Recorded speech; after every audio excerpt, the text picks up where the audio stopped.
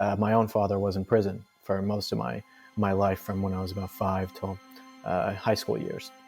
A lot of my situation that came down with my dad and what had gone on there, and many circumstances in my life that I can say were not too wonderful of a childhood, is part of the reason as well why I was such an atheist.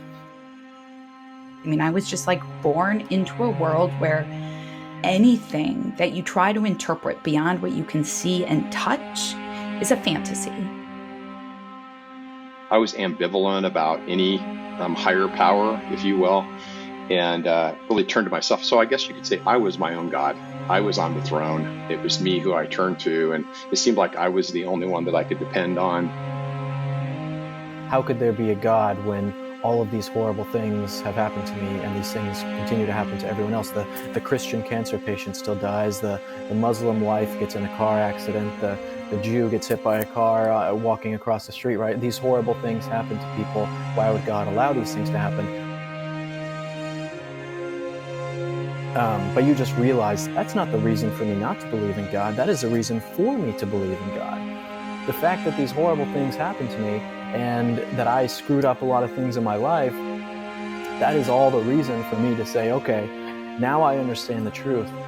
And instead of saying, no, I want an easy, normal life, I say, I want a difficult life full of suffering that you are using as a test for my character and my will, God, that I can be someone to do this for you, because you are what truly matters. So I started opening myself up to interpreting the world as maybe God is acting in my life. And as soon as I started doing that, like dominoes, so many things started falling into place in terms of doors opening, like towards my calling. And it's wild because I never, ever, ever in a million years would have expected that I am in relationship and I can lean into and communicate with and grow through and be challenged by God. Yes, the world is broken. Yes, I've heard this concept of depravity. Yes, there's sin all over the place. But what would the world be like without Jesus?